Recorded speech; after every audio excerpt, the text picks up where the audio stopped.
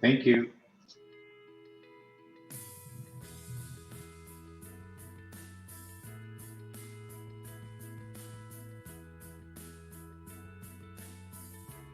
Hello, everyone, and welcome to the Curl BC AGM.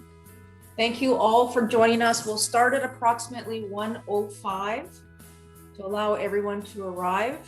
If you are a voting delegate, please put your club and your name in the chat so that it'll help us confirm quorum.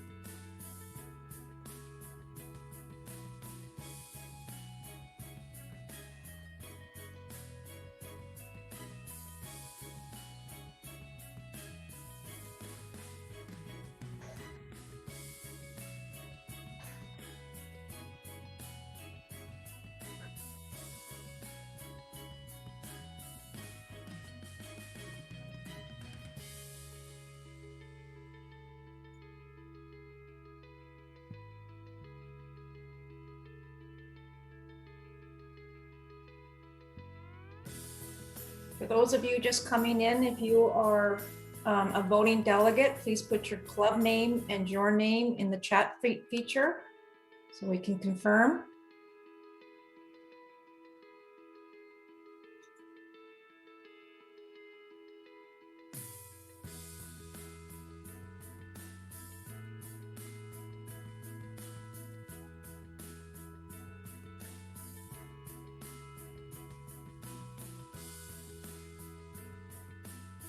Again, the meeting will start at 1:05.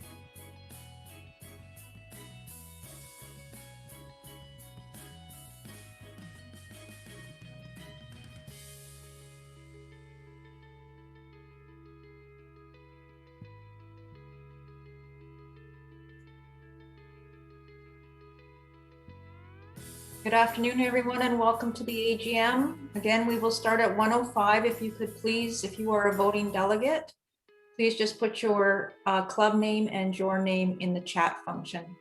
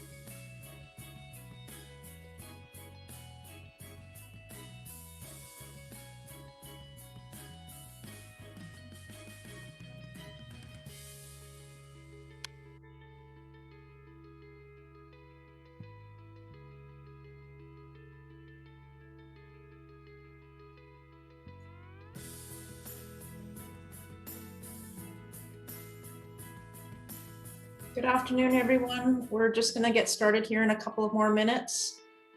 Again, if you are a voting delegate, if you could please put your club name and your name in the chat function, that would be great.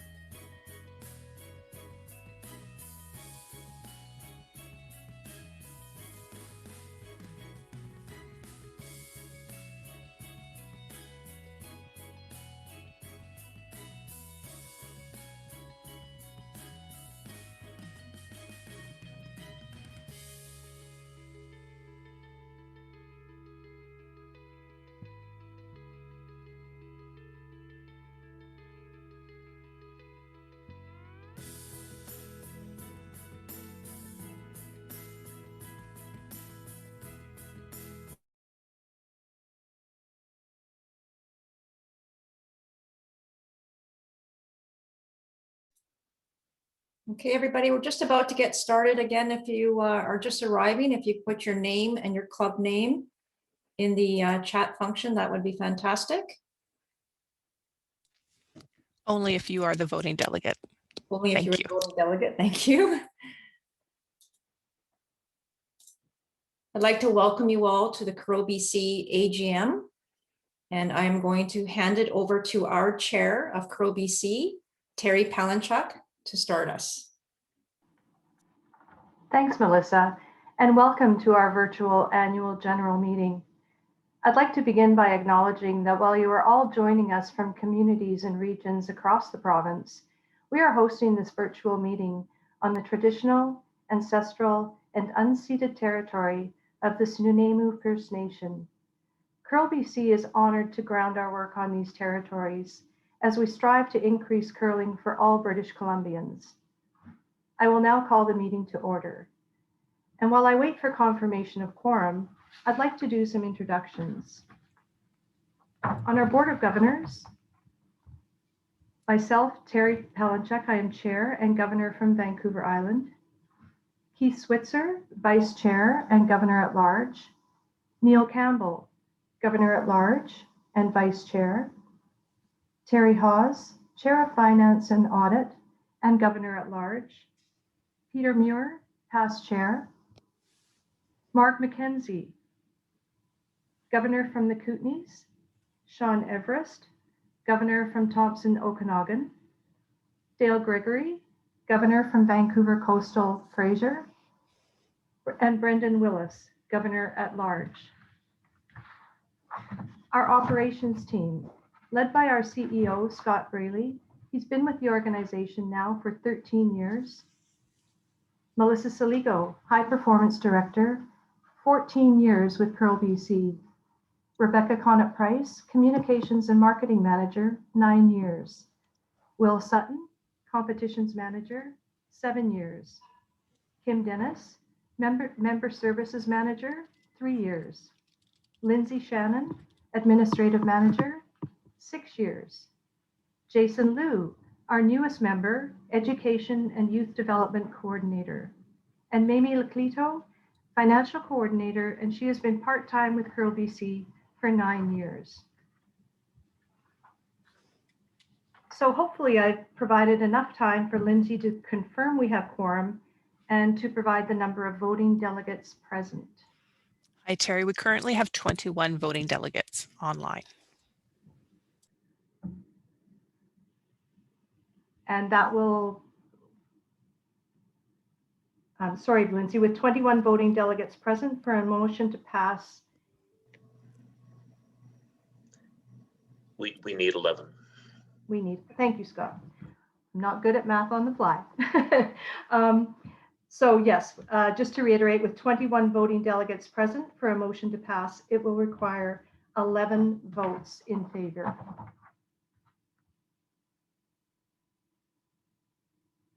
Just an overview to facilitate the format for nominations to be moved and seconded, as is last year. We have asked for these in advance once delegates have had the opportunity to read through the materials provided to them. And that is essentially just to streamline that process during this virtual meeting.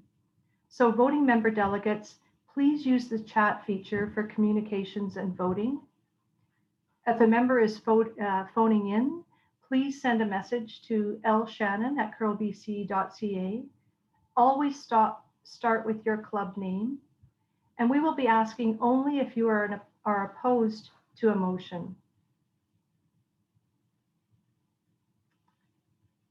Sorry, Terry, my apologies. I just need to stop us for 1 second. All right, no problem.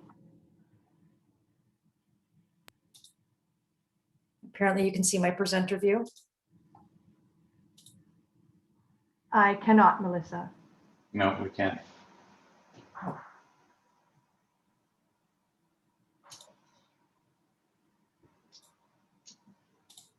Is that okay there? There we go. Thanks very much, Melissa. So again, we will be asking only if you are opposed to a motion when we call a vote. And as a reminder, this AGM is being recorded and has closed captioning available. So following the format just described, I will ask for approval of the agenda. Please use the chat feature to identify any amendments and don't forget to include your club name.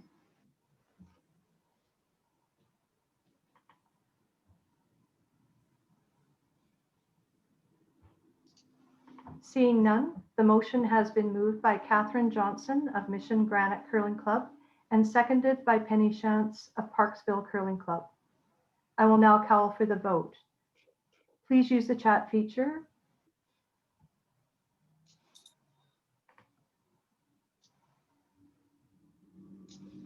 Seeing no opposed, the motion has passed.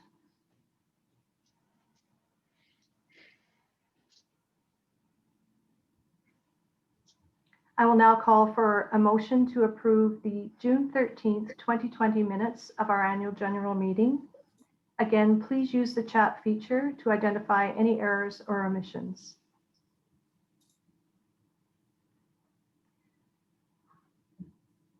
Seeing none, the motion has been moved by Terry Nicholson of Armstrong Curling Club and seconded by Steve Kopf of Royal City Curling Club.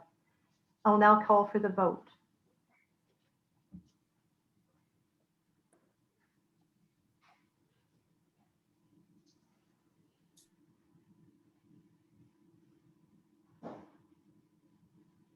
With none opposed and one abstained, the motion has passed.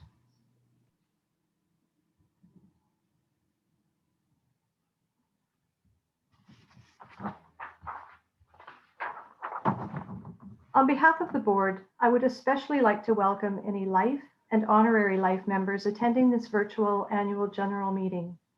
In addition, welcome to Curling Canada's CEO, Catherine Henderson, who will be providing you with an update from a national perspective in just a moment. In my role as chair of the board, I had the opportunity to participate in Curling Canada meetings and webinars, all of which I found to be very interesting and informative. We often don't realize all of the moving parts required in an organization of that magnitude, and I am pleased to say there is an efficient team there, both from the staff and the board perspective. Now, while we thought last year was one for the history books, as we know, it has continued through this year. And although our season was curtailed, I applaud the clubs and the volunteers who worked so hard to ensure we were safe while we were open and following strict safety protocols. I would also like to congratulate our athletes who attended the national championships in the Calgary bubble. You represented us very well, and on behalf of the board, I thank you for your cooperation with the extremely strict protocols before, during, and after the event.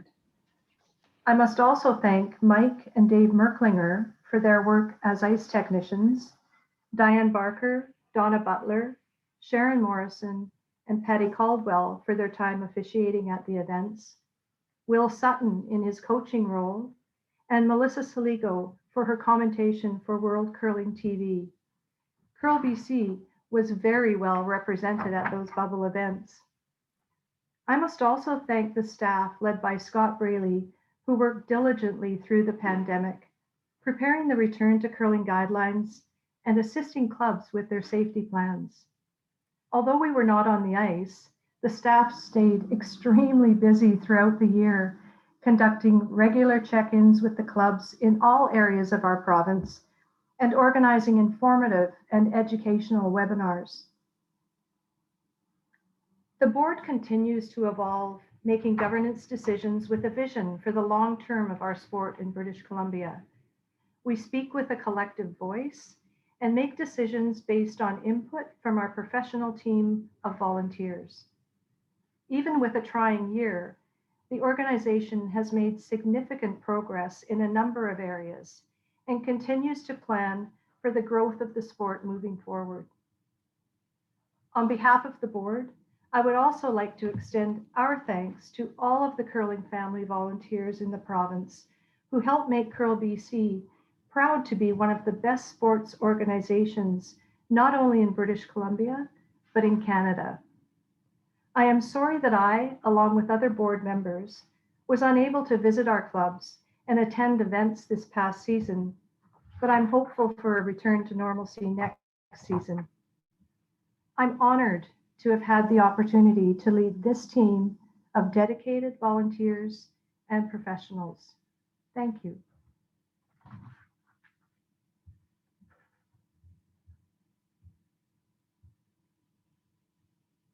Next, thank you. At this point, I'd like to give a very warm welcome to Kathy Henderson, CEO of Curling Canada. Thanks very much, Terry. And I'm bringing some very warm greetings on behalf of Curling Canada, our board and our staff. And it is an absolute honor for me to be here. I wanted to start off by saying it's been the most unusual year I think any of us have ever had. We've worked in sports over these past many years, but we did end up in Calgary and were able to complete 3 national championships and 4 international championships. Canada was able to secure a berth in all 3 disciplines at the Olympic Games, but we could not have done it without our partners in the member associations. And I would really like to call out and commend the very good, the very dedicated, the very thorough work that you have at Curl BC. They are a huge contributor not only to, I think, the health of the curling system in British Columbia, but they also are huge partners of ours in making sure the system is strong.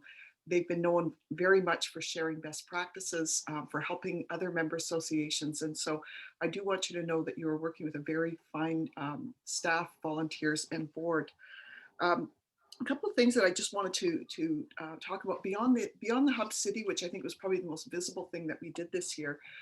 Curling Canada did partner with Curl BC and other member associations in order to create a number of webinars for clubs related to return to play, access to emergency funding, access to government programming and grants, and some updates in the area of marketing and revenue generation. And I do want everyone to know that we have updated much of this, and we will be working with Curl BC in order to ensure that clubs are safe and full when it is time to open them again. And we're very, very pleased to be able to work with you on this. I want to commend the staff. Under Scott's leadership, we've had incredible work. It was very busy for a year with no curling. It was very, very busy. And I think we all took the opportunity to ask ourselves, in a year of recovery, how are we going to make this better for everybody? Scott and I and a number of other people on our teams have been working on everything from understanding the event system, safe sport, diversity and inclusion, data management, understanding how to market better to new people who may want to come in and curl in your clubs. And so I want to thank Scott and let you know you've got a really terrific CEO that works very well with Curling Canada, and we're just always so pleased to be able to work with him and his staff who often attend many of our meetings. I also wanted to give a little shout out to Melissa Saligo. I've been very proud and honored to be able to work in the curling system with something called Women in Curling Leadership, which is it's a federal program that we've been putting on in partnership with Sport Canada. And the whole notion is to make sure that women that are in the curling system in areas that they are underrepresented are able to find work as ice techs or umpires, volunteers, CEOs, you name it. Melissa's been a huge partner of ours for that and has done some absolutely incredible work there. And we're really looking forward to having another one this year coming up. I just wanted to end by saying we are really looking forward to a year of recovery. We've got very good plans. We want to work with you, the clubs, and with our member associations to make sure that in the year 2021, 2022, that we have a wonderful year for a competitive curler, for a recreational curler, and that our fans get to see some pretty incredible competition through all of our national championships and of course our Olympic and Paralympic Games. So thank you very much, Terry and Scott, for inviting me. It's very much appreciated. Thanks so much for that, Kathy. Really appreciate the update and everything that Curling Canada does. I'll now pass the meeting over to Terry Hawes, the chair of our Finance and Audit Committee. Thanks, Terry, and welcome everybody to the AGM. So as you know, I'm the chair of the Finance and Audit Committee and governor at large, and this is my second year on the board. So hopefully you'll bear with me as I lead you through this high-level presentation on the finances of Curl BC. So our quick little agenda for the finance report is I'm going to run through some results with you, the audit report from the auditor, and then lastly, we'll be looking for a motion and approval to appoint an auditor for 2022. One thing I would like to say is if you have a pressing question, for sure ask in the chat while I'm proceeding, but if possible, hold the questions till the end. It would probably be more efficient.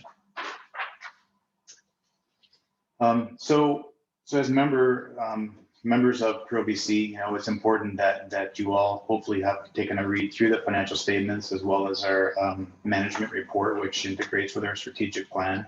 You know, it's really critical that you understand where Curl BC gets its revenue from, how it spends its money, and any qualifications or comments from the auditor in our audited financial statements. So for next slide, please. Yeah, thank you. So for 2021, you can see that Curl BC actually did exceptionally well, and this is predominantly the result of the government programs being the wage subsidy, rent subsidies, and loan forgiveness amounts. In fact, you'll see here the bottom line for 2021 is $180,000. We received approximately $375,000 from the government grants that I just articulated. So in the absence of those, we would be in a much different situation. In particular, the last bullet on the slide, you can see that our operating fund balance is $378,000. So if you take $375,000 off of that, we're pretty much left with nothing. So, as I mentioned, in the absence of those grants, things would be completely different. So the bottom line, $180,000, you know, in accounting language, we typically call that net income. For a not-for-profit organization like Curl BC, we call it receipts over expenses. So we'll look at some comparative numbers in a minute, but so for 2021, the organization did quite well. The fund balances, again, in accounting language, we would talk about retained earnings, but in a not-for-profit, we call it a fund balance. So 460,000 made up of three main funds: the operating fund, 378, capital asset fund is where we purchase capital assets like IT equipment, leasehold improvements, and the like. And then we have a restricted fund of $19,000. So these are restricted grant monies, if you will, and basically they're hosting grants from via sports. So what that means is we have to spend money on a specific purpose, and if not, we have to return the money. Next slide, please. So the general fund, is where Curl BC receives its revenues and spends the money. And this is in alignment with our strategic plan. And so you'll see in a minute and some graphs here, the integration of that. So I'll save some more comments for that. Restricted funds, again, they have to be spent on those specific purposes, or we have to return the monies. One thing I can note maybe at this stage is that of all the core grants and grants that we received in fiscal 2021, notwithstanding we didn't have any championships or competitions, we weren't required to return any money. So it's another reason that we're in the good financial shape that we're in as of the end of 2021. And I already mentioned the invested in capital assets funds. That's the amounts that we invest in IT and leasehold improvements and those kinds of assets to run the organization. Next slide, please. So this is the comparative in terms of net income or receipts over expenses. So as you can see, unrestricted fund 187,000, restricted fund is on minus 7,000. Wouldn't pay too much attention to that. The main line to pay attention to here is the unrestricted fund. And you can see comparatively, 2020 was a very nominal amount, as was 2019, and 2018 was actually a fairly significant loss that we incurred. So I did mention that the income, if you will, is predominantly resulting from these subsidies, rent, wages, loan forgiveness. And one thing I'll mention is that these programs actually don't end under the current announcements from the government until the end of June. So in fiscal 2022, we actually have April, May, June of these programs as well. So they're gonna assist Curl BC in its operations for this year as well. Yeah, next slide, please. So these are the fund balances. Again, the restricted fund is those hosting grants that we have to spend on a specific purpose or return the money. So the current balance at the end of 2021 is $19,000. Unrestricted fund is $378,000. The property and equipment is $63,000. So a total of $460,000. You can see comparatively, we've made some headway in that. And particularly the unrestricted fund. Again, that would be the line that I would recommend that you focus on. And so it's a substantial amount and improvement over prior years. So these are the slides that don't really integrate directly with the financial statements. These are integrated with our strategic plan. And you'll see at the bottom of the slide, the three pillars: member services, long-term curler development, partnerships, and capacity. And you'll note member services is actually quite a low number for 2021, and it makes sense. Didn't receive, and clubs were unable to some clubs were unable to open, and some were only open for a part-time. So in terms of our total revenue for the year, our fees that were received and collected from member clubs was only approximately 17% of our total revenue.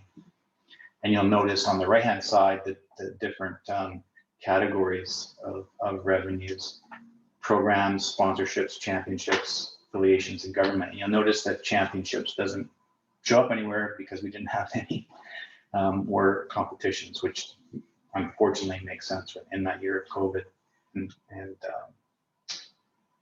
The thing I'd like to mention is the board receives this information on a monthly basis. Part of the board's job is to make sure and govern, to oversee that the organization is generating revenue and spending its money in alignment with the strategic plan.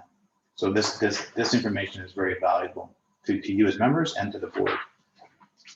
Next slide, please. So same thing here. This is the expense side. Same three pillars on the bottom of the graph, and then expenses are broken down into administration, programs and services, championships, and staffing. So you'll recall a minute ago where I said there was no championships, but yet we have some expenses here.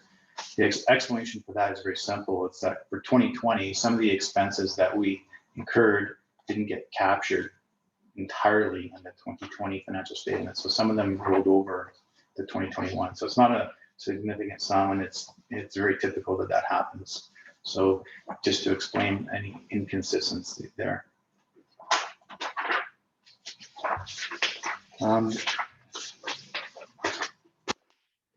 So this is just some high-level pieces for you to look at in terms of reading the financial statements. I'm not sure how many accounting and finance people we have on the group today, but you know, it makes sense that I'll give you a couple of examples. That if our net income is 180,000, you would think logically that your cash balance should have increased over the year, and it has. Our receivables have increased due to outstanding amounts from clubs, and that's, you know, that was at March 31st. Here we are sitting in June. That has substantially been resolved. Fund balances, we talked a little about that already.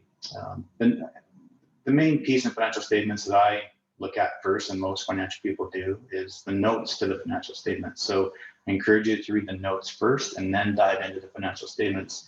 In particular, you may want to look at the policies, the number 8, federal government assistance amounts. Contra sponsorships is usually a really good information piece. And number 5, the CEBA loan. So CEBA loan is these small business loans that the government announced. So Curl BC received $40,000 in 2021 from the federal government, and we only have to repay 30,000 of that. And there's a second piece of that additional 20,000, and only 10 of it's repayable that we're still working on. Hopefully we're going to receive that in fiscal 2022. So we don't have confirmation on it yet, but we're working on it.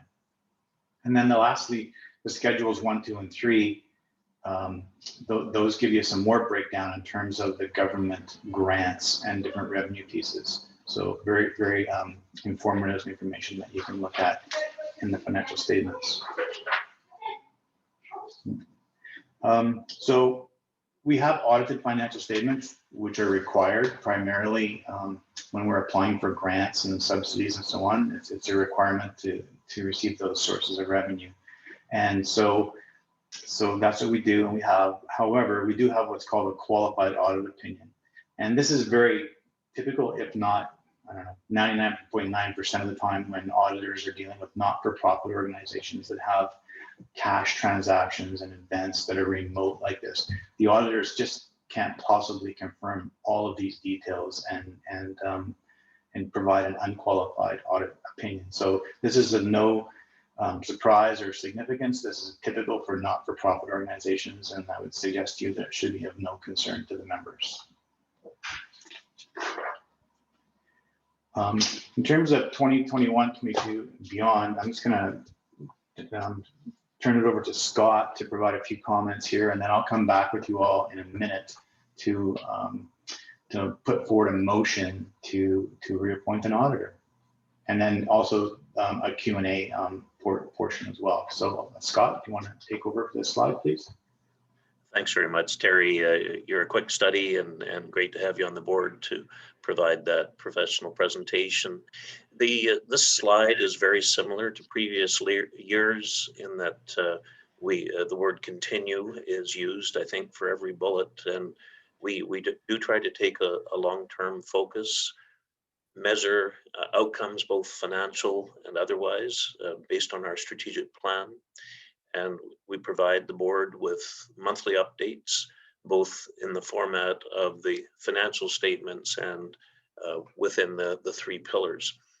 And we on an ongoing basis, we try to diversify our sources of revenue.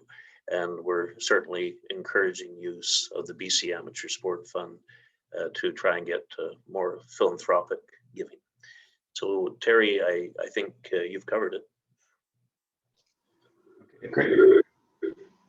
Can we go to the next slide, please? So I guess before we have the motion, I'll take well, I and Scott will take questions on the finance report. And so the procedure, as I understand it, is just to type in your questions into the chat, and our fantastic staff at Curl BC are going to pass those on to us.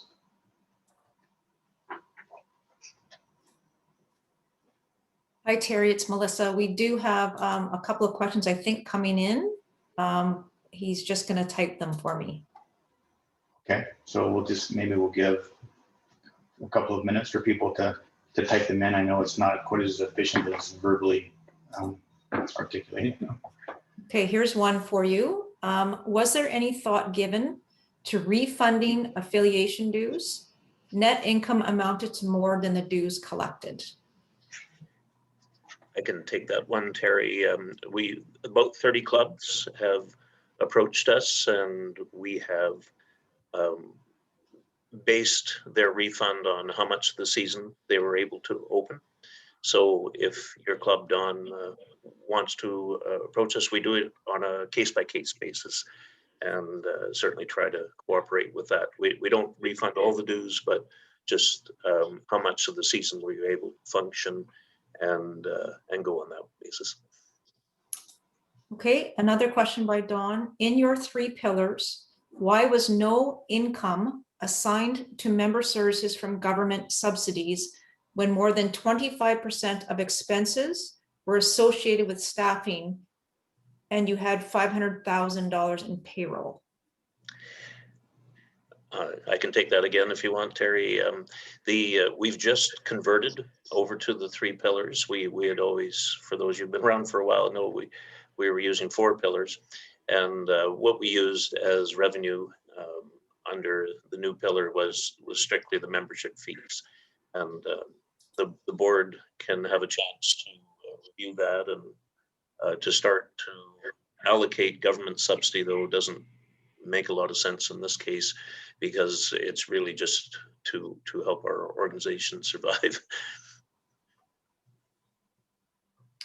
Okay, I don't see any more questions. I know someone had raised their hand, and I don't know if they have a question they want to put in the Q&A function. I see a hand raised by Mary Ellen.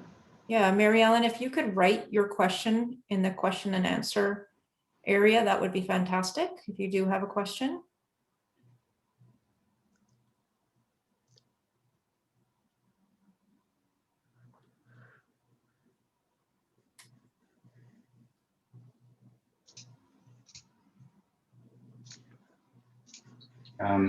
Well, maybe Mary Ellen types in her question. We can circle back, but in the interest of time and efficiency, maybe what we'll do is move on to the motion. So the motion I'm putting forward is to reappoint Baker Tilly as auditors for Curl BC for the 2021-22 fiscal year. And I'll need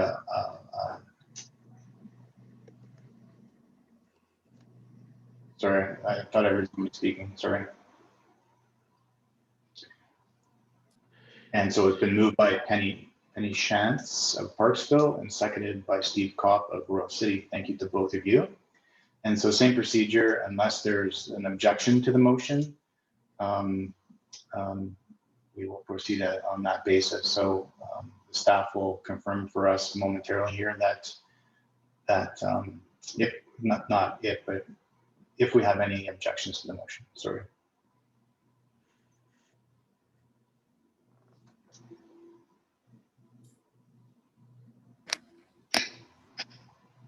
I don't see any objections in the chat screen, and if staff does, they can interrupt me at any time. So the motion passes. And if you do have any questions relative to the finances, absolutely get in touch with us. You can email Lindsay at lshannon@curlbc.ca, and we'll be sure to get back to you with appropriate answers, and to make sure that that you have the answers you're looking for. Thank you so much for paying attention to the finance report of the AGM, and see you at the club soon. Terry, we do have one more question just come in. Will Curl BC have to pay taxes to CRA on net income?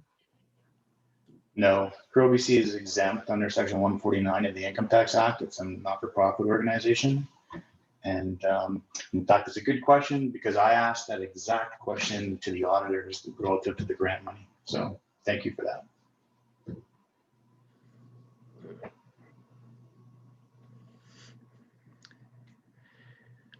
Great, so we'll move on to the next item on our agenda, and that is our operational report from Scott Braley, our CEO. Well, thank you, Terry. As others have said, what an unusual year to report on.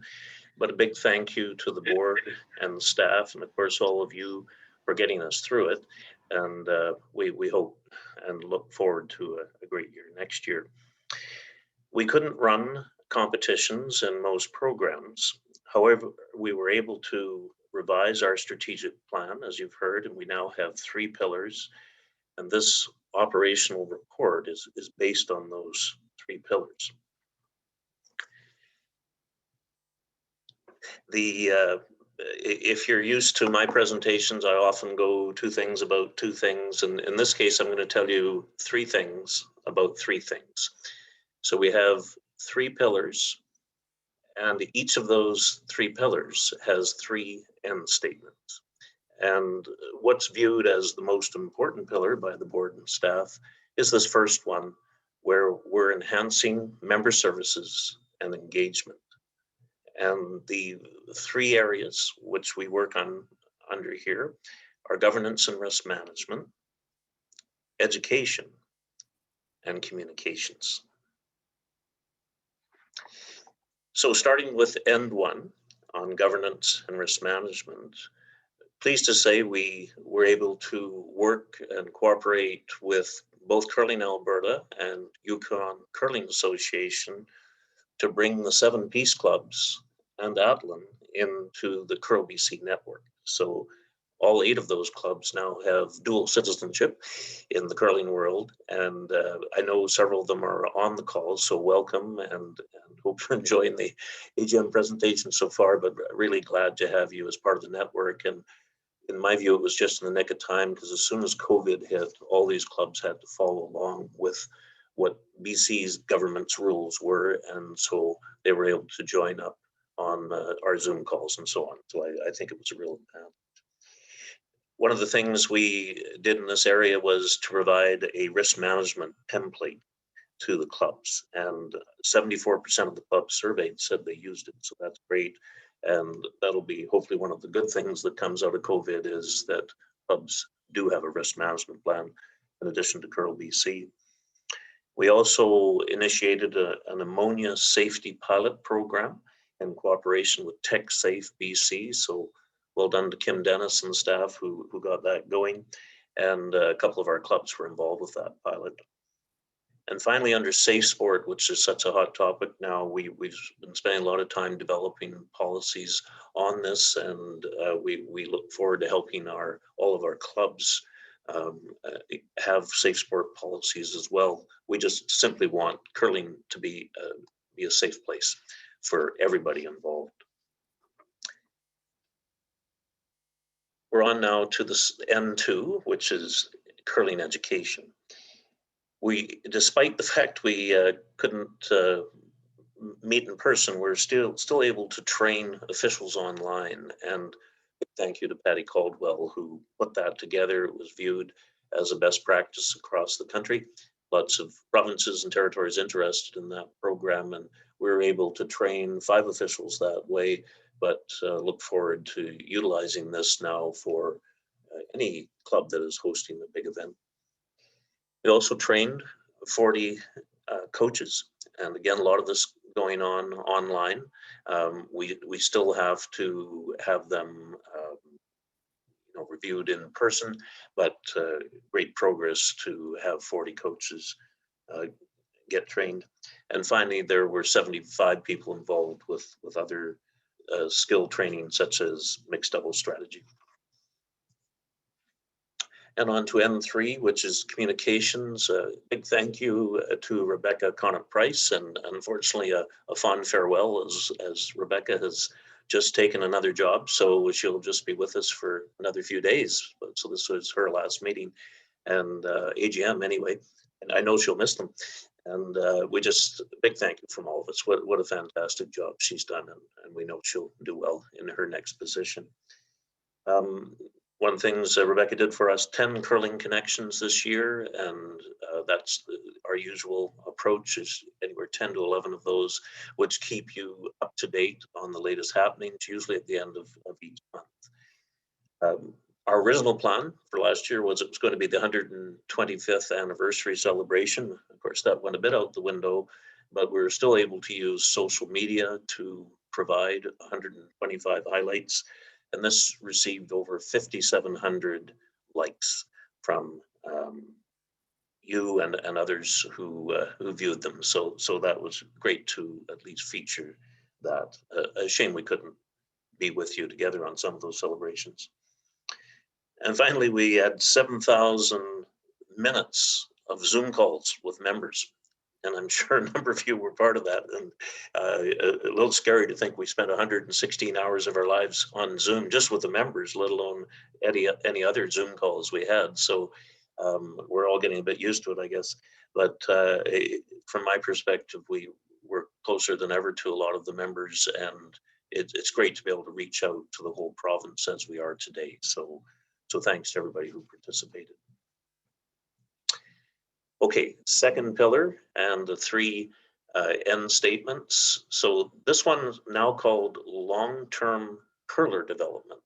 You may be familiar with LTAD, which is long-term athlete development, the curling version of this long-term curler development. And the 3 end statements here, ends 4 to 6, are participation, competitions, and high performance. Under participation, we now have 86 member facilities, which thanks to the addition of the Peace Clubs in Athlone.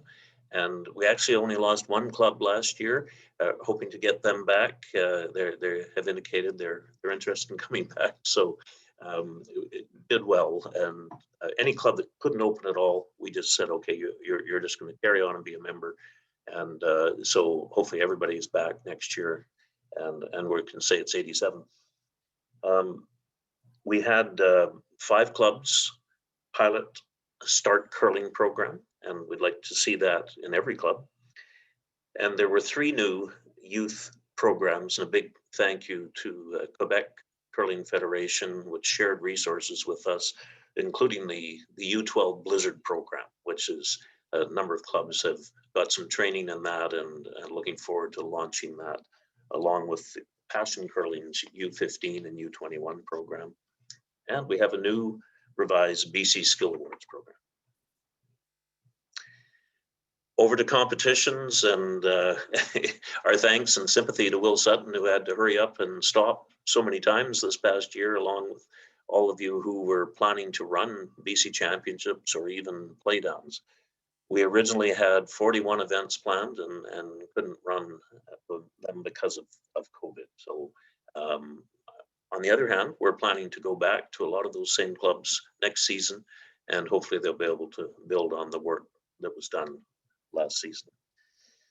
But big thank you to everybody for hanging in there. Some of you didn't get notice until a week or two, just because of some ahead of time, because of some rule change by the provincial health officer. So it was a tough situation. We did have 130 people attend a webinar on playdown proposals, and this was to consider modifications to how we qualify teams for events. We've since gone on to say, well, perhaps we should run more open events. And what this means is the idea of having larger BC championships and just have all teams come to the BC championship, rather than running a playdown for 1 or 2 teams to qualify for 1 spot. And some of the events, it just didn't make a lot of sense anymore to be running playdowns. We still will, though, in the men's and the women's, and those will be open playdowns. We had planned with our partners at Czech TV to do 4 broadcasts last year, that we had to cancel them in Kamloops, but pleased to say they're back on for January early January for the 2022 BC men's and women's. And we'll look forward to that 12 hours of coverage in addition to streaming on CBC and through Curl BC as well. And thanks to that Kamloops committee, it was incredible. Linda Blondin and Brendan Orden, they just did a great job there. We're over to high performance now, and we had 20 high performance teams involved, and we're able to keep them involved training for curling and very active. And thanks to Melissa Sligo and Will Sutton for all the work there, along with the consultant coaches. We did have, you heard Kathy Henderson mention the Calgary bubble, and I'm sure most of you got a chance to see it, some of the action on TV. We did have BC people there 68 of the 80 days that was in place, including teams and coaches and commentators, as well as officials. So a great effort there.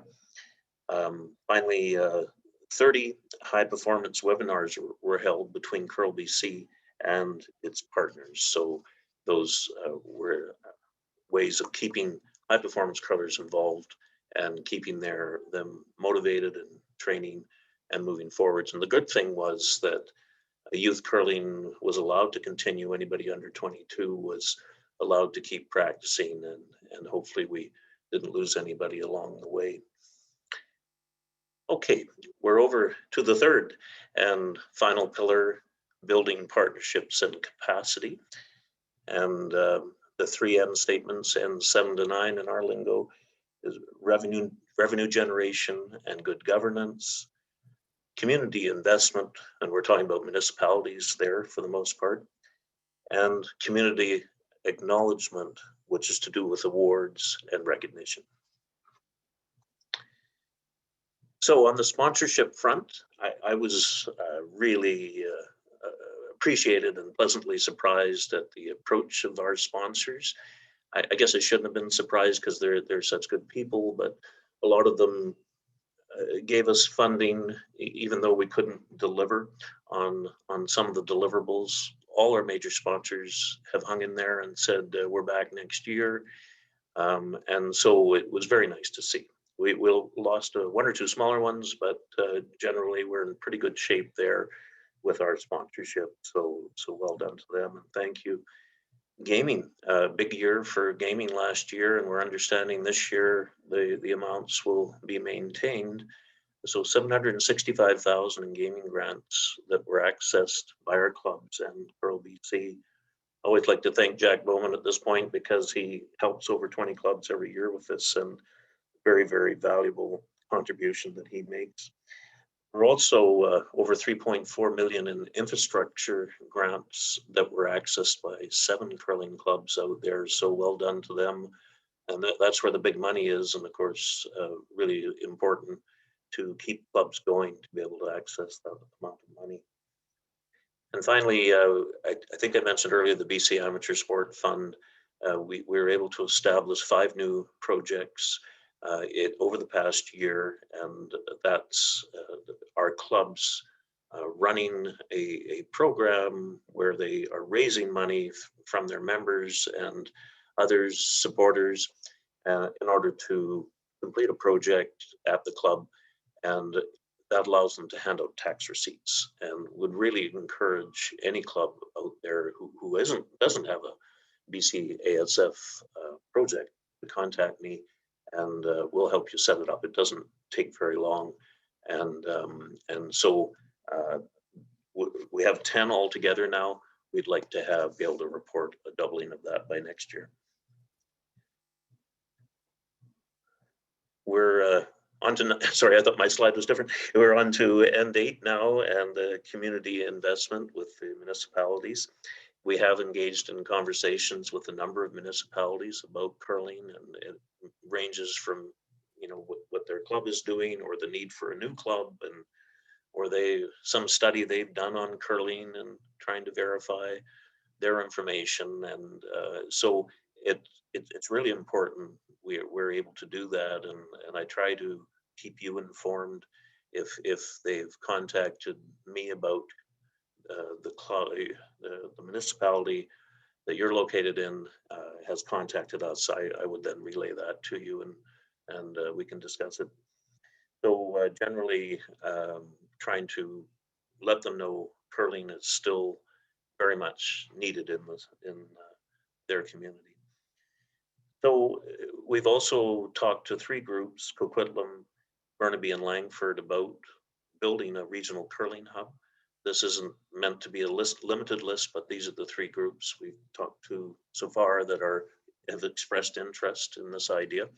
And so we have a regional curling hub business plan that we share with them, and those discussions are very much active. And finally, key partnerships here with these are organizations, multi-sports, or funding that are help us connect in with the powers that be. And we try to play a very active part and even a leadership role with these groups. And that includes Sport BC, Curling Canada's Operations Council, and Curling Canada's member association working groups. So you heard Kathy Henderson talk about both of those. And finally, Via Sports Return to Sport group, which is meeting every couple of weeks now, sometimes once a week. So I'm probably on Sport BC and Via Sport every week. So. And now our final N9, this is heightened community acknowledgement, but I kind of think of it as awards and recognition. And we were able to hand out 4 volunteer awards this year, but unfortunately not our normal competitions or team awards. It was good the committee was able to do that. We are looking into a Curl BC Hall of Fame and how that could be digitized, and the idea of establishing a network of BC curling clubs. But speaking of awards, Curl BC's awards committee, chaired by Dale Gregory, has asked me to make an announcement. And this is about the Jeanette Robbins Award. It is given to an individual who represents the spirit of volunteerism. And so pleased to tell you that this year's winner is Terry Palanchuk. I don't think she knew. So Terry, thanks very much on behalf of all of us. Your leadership over the past 6 years has been exceptional. And just in case I'm in too much trouble here, the whole board made this decision, but they didn't tell you, so I don't think. So we just, on behalf of everybody on the call, well done. It's too bad we couldn't do this in person, but you're a special person. You've done a wonderful job, and just big hugs from all of us. So thanks very much. And now that I'm in trouble, I just want to say, Terry, we'll hand you your plaque when we next get together. And this also means that you will be attending the next Sport BC Athlete of the Year Awards as the President's Award winner. And the new chair of Curl BC will have the pleasure of giving you this award. So I do want to thank everybody, though, just all the volunteers and staff and everybody out there who's kept things going. And can I ask now, are there any questions about operations? Yes, I'd like to direct a question to Kim Dennis, if she's on the line. Kim, for the growth in participation, are there plans to attract more diverse curlers? Hi. Hello, hopefully everyone can hear me. I'm not able to start my video for some reason, but yes, we do have some new plans coming up. We do have a webinar next week on June 24th at 6 p.m. on diversity, equity, and inclusion. This is also building off of Curling Canada's recently released toolkit in this area. So there are 9 fantastic resources available that have been worked out in kind of series of 3 that we're going to be supporting clubs on being able to adopt and implement within their clubs in the coming season. So we're really excited to build on this work from Curling Canada and assist clubs with being able to use these strategies for diversifying in your communities. Great, thanks, Kim. I don't see any more questions at this time.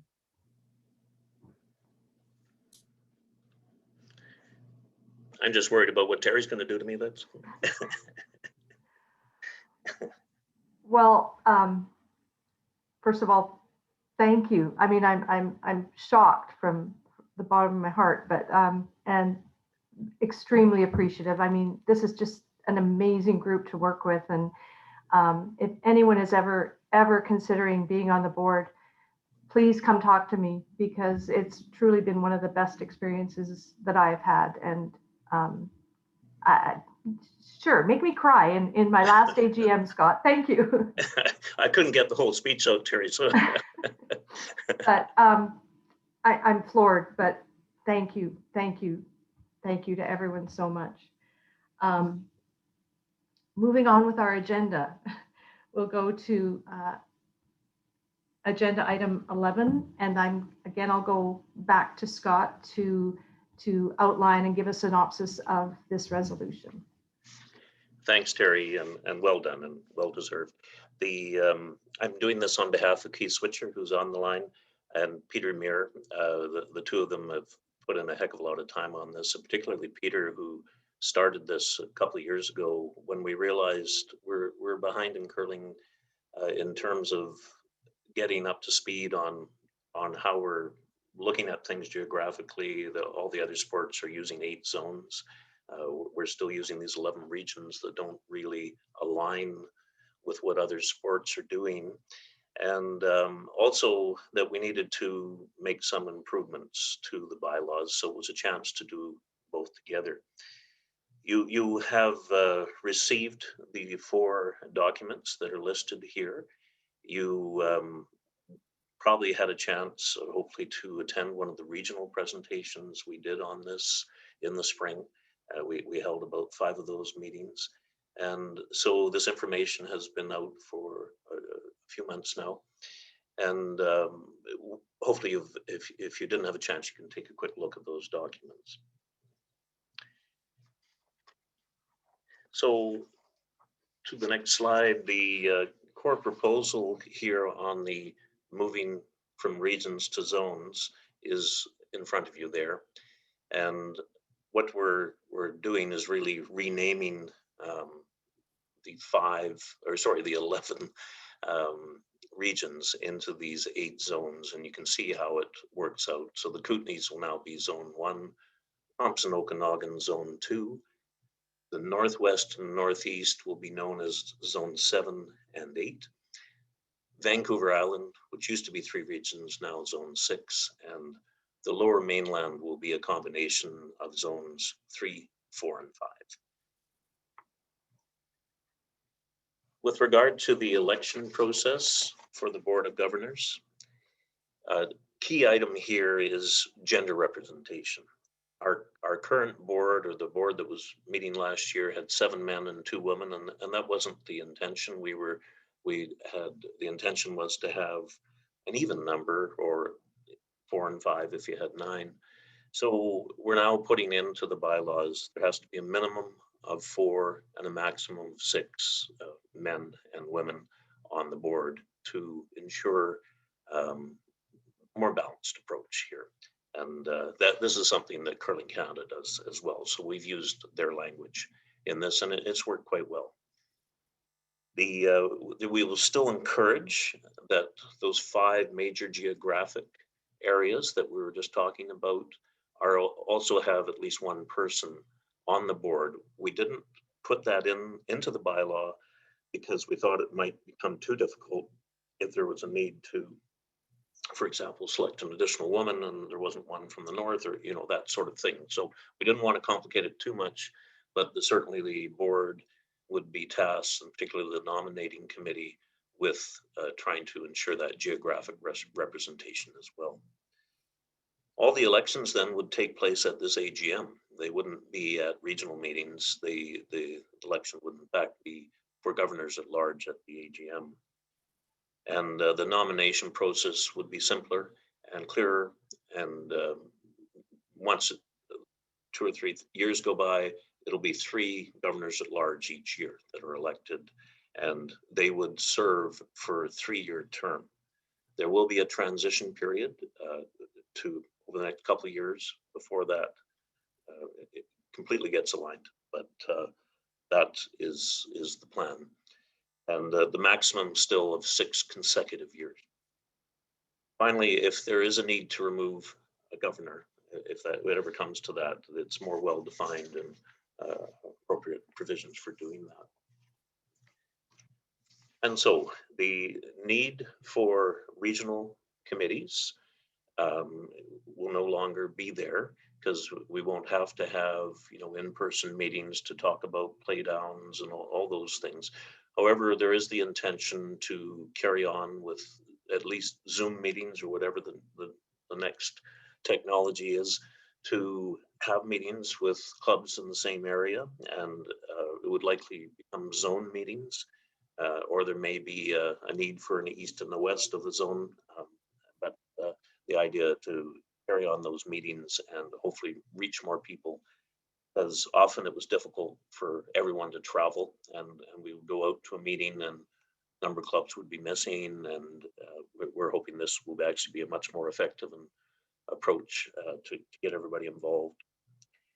There will be a responsibility for the current regional committees to take care of their finances for any remaining funds that they are dispersed. It'll be up to the committee to make that decision. We can certainly help with that if you're trying to figure out how to do it, or you need you know, sort of an objective input. But our view is that this money has been given to the regional committees, and it should be spent in the region. We don't want your bank account to go dormant because there's no longer a committee. So really encourage you to get that addressed, assuming these bylaws are passed. I think that was everything I wanted to cover, Terry. I don't know if there are any questions for Keith or I or Peter on this. There are no questions currently in the Q&A. Oh, question coming, apologize. Okay, I was just going to say, maybe we'll give it just a minute because this is a significant issue. So.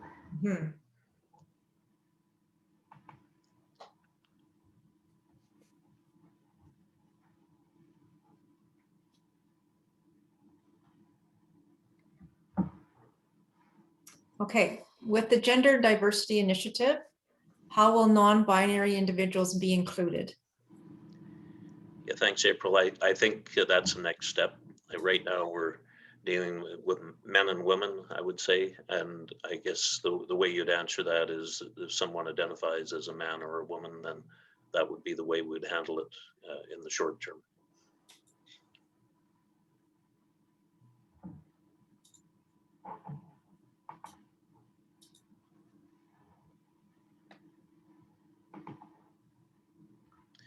Well, seeing no further questions, I think it's fair to call for the motion. Can I just mention, Terry, I saw a moment ago that the number of voting delegates went up to 27. So perhaps you were just about to say this. So we'll need 18 now, I believe, if it comes to it. My latest confirmation, Scott, is that we are at 26. So in my math, I think that's 17 votes in favor. I think you'd still need 18, but you need 18. Okay. No, I'll get the calculator out since she's it. Okay. Can we go to the next? Yeah, you'd have to still have 18. Still 18. Okay, thank you. So the motion to revise Curl BC's bylaws with the changes as presented in the document 2021 bylaws comparison. The motion has been moved by Penny Shantz of Parksville Curling Club and seconded by Catherine Johnson of Mission Granite Curling Club. And again, this special resolution requires approval by at least 2/3 of the voting members present. So I will call for the vote. And again, if you have any opposition to this, please indicate so in the chat.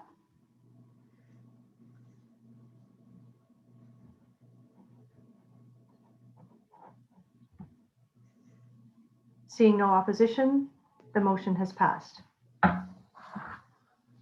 Thank you, Penny and Catherine.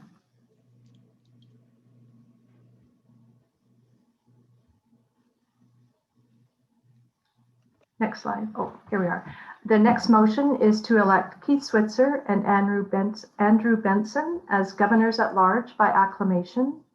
The motion was moved by Steve Kopp of Royal City Curling Club and seconded by Terry Nicholson of Armstrong Curling Club.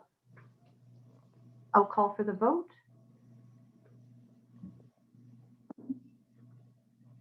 Again, seeing no opposition, the motion has passed. At this point, I'd like to introduce our new zone governors.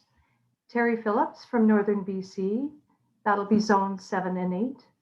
Morgan Lipka from the Kootenays, zone 1. A governor from Vancouver Island will be appointed for 1 year by the new board, and that is for zone 6. Now to our retiring board members. But firstly, on behalf of the board, I really want to thank Rebecca for her just outstanding work over the past 9 years. I had the pleasure of working with Rebecca for much of that time, and she's just been such a great asset to Curl BC. I wish you the very, very best in your new role, Rebecca, and I know you will be missed.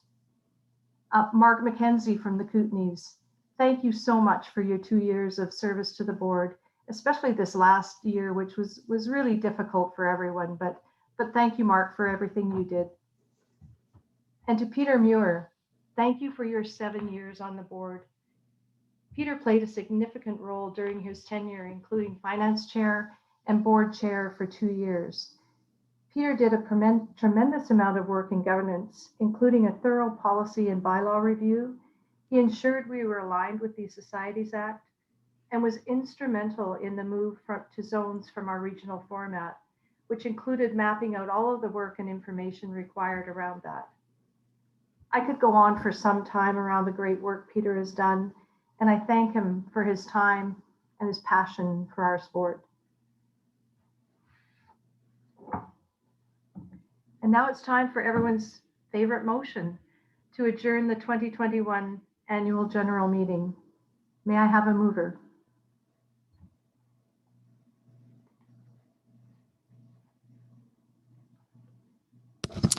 Patrick Prade from Delta. Thank you very much, Patrick.